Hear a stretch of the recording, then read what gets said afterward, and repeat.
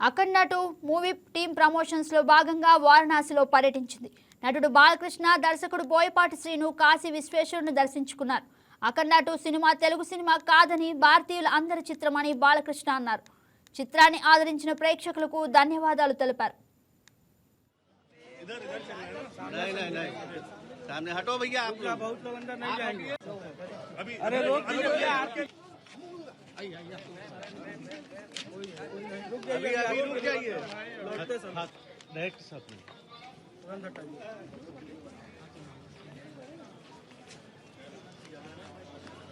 इधर नहीं सामने हटो भैया, आप लोग बहुत लोग अंदर नहीं जाएंगे।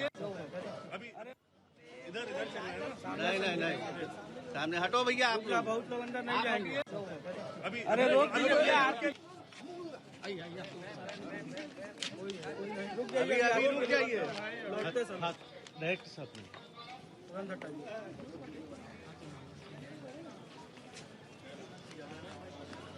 इधर नहीं सामने हटो भैया, आप लोग बहुत लोग अंदर नहीं जाएंगे।